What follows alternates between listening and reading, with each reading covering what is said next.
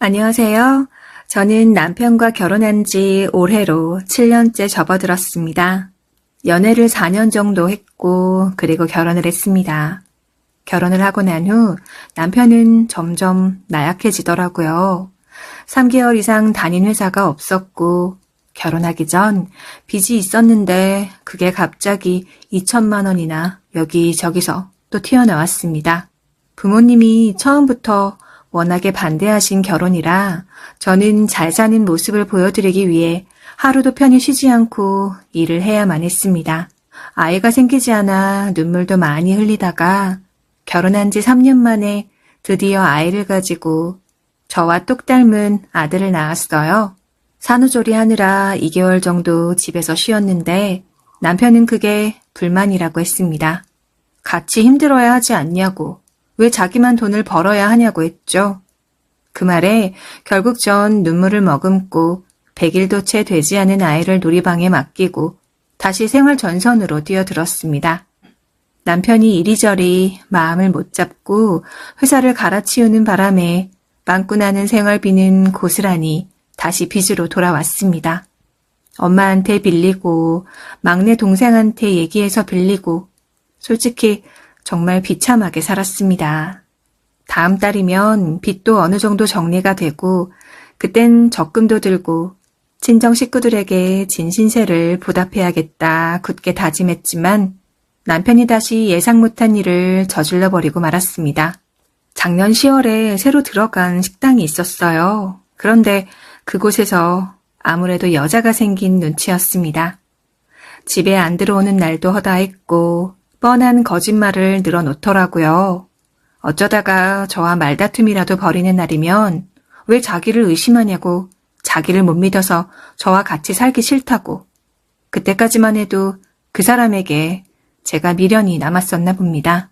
저런 말을 듣고도 포기를 할 줄 몰랐으니까요. 제가 잘못했으니까 그만하자고, 제가 다 잘못했다고 그렇게 얘기했네요. 바보같이 시간이 흘러 점점 도를 넘어서는 남편 앞에서 저도 점점 무뎌졌고 결국 남편은 그 길로 집을 나갔습니다. 여기저기 수소문해서 남편이 다니는 식당을 알아냈는데요. 뭔가 느껴보라고 아이까지 데리고 식당으로 들어갔어요. 같이 일하는 사람들에게 얘기를 들어보니 정말 가관이 아니더군요. 맨날 여자 데리고 와서 이것저것 먹이고 일이 끝나면 둘이 손 꼭 붙잡고 퇴근을 했다고 들었습니다. 거기까진 어떻게 참을 수 있었어요? 그러다 저와 마주친 남편은 그래도 애비라고 아이를 안아보더라고요. 저는 그때 양육비를 안 주면 아이를 키울 수 없다고 말하자 이 짐승 같은 놈이 자기 새끼를 품에 안고는 지금 자기가 데려갈 수는 있지만 나중에 얘 입양 보내도 딴소리는 하지 말라. 이런 헛소리를 했습니다. 그 순간 저는 눈에서 불꽃이 솟아올랐죠. 용서할 가치가 없는 인간이라고 생각이 들더라고요. 제가 가게를 찾아내니까 또다시 행방을 감춰버렸습니다. 그러니 저는 여기저기 또 수소문해서 그 여자가 다니는 직장을 알아냈습니다. 택시를 타고 다니며 약 2주일 정도 미행을 했는데 드디어 집을 알아냈고 일요일 아침에 바로 찾아갔습니다. 앞으로 무슨 일이 벌어질지 두 사람은 모르고 있었는데요. 그러니 둘이서 아주 다정하게 버스 정류장에서 팔짱을 끼고 집으로 들어가더라고요. 저는 무작정 쫓아 들어갔습니다. 그런데 이 뻔뻔한 인간이 저를 보고 웬일이냐고 아무렇지 않게 얘기를 하더라고요. 저는 집으로 들어가서 정말 할 말을 잃었습니다. 남편보다 10년은 더 들어 보이는 그런 여자였거든요. 40살은 좋게 넘어 보이는 또 머리가 희끗희끗 새치도 조금씩 있었고요.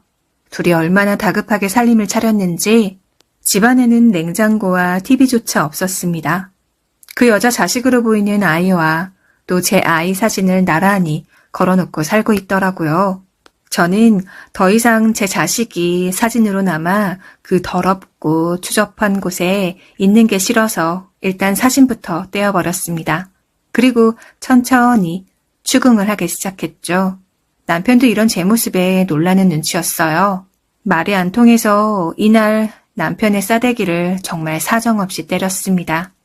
그리고 저보다 좋게 10살은 더 들어 보이는 여자에게 머리채를 잡고 흔들다가 때리다가 혼자 발악을 했죠. 이러면 안 된다는 걸 저도 알고 있었지만 그 상황이 정말 제 감정을 건드리더라고요. 그러다 정신이 들었습니다. 이제 이렇게 하면 안 되겠구나 싶더라고요.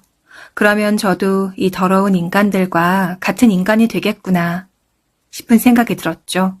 그래서 저는 두 사람을 데리고 시댁으로 갔습니다. 시댁은 몸이 약하신 아버님이 계셨는데요. 아버님께서 이 상황을 보시고는 가슴을 부여잡고 힘없이 앉아 계셨습니다. 그 상황이 너무 가슴이 아팠지만 독하게 마음을 먹고 아버님께 이제부터 이 사람이 새 며느리라고 소개를 했죠. 그러니 자주 보게 될 테니 얼굴이나 익혀두시라고 모질게 말하고는 바로 나왔습니다. 그때 저는 정말 바닥으로 떨어진 기분이 들었어요. 아무것도 모르는 불쌍한 내 자식이 집에 들어오니 엄마 돈 벌고 왔냐고 꿈틀이 사왔냐고 묻는 순간 눈물이 쏟아져 나왔습니다. 그날 정말 한참을 울었어요. 그리고 밤새 잠도 자지 않고 생각을 해봤습니다. 이제 아무것도 생각하지 않고 이 아이만 바라보면서 씩씩하게 살자고 다짐을 했죠. 바로 전날까지의 시련이 제 인생의 끝이라고 한다면 내일부턴 새로운 인생이 시작될 거라 믿고 있습니다. 저 정말 잘할 수 있겠죠? 물론 남편과는 바로 이혼을 할 예정입니다. 현재 소송 중에 있고요. 그리고 상간녀 소송도 할 예정인데 제가 제대로 된 증거를 가지고 있지 않아서 이 소송이 쉽게 해결이 될 것 같진 않네요. 그래도 한번 해보는 데까진 해보려고요. 하루빨리 이 복잡한 상황을 정리하고 저와 제 아이만을 위해서 그렇게 남은 인생을 살고 싶네요.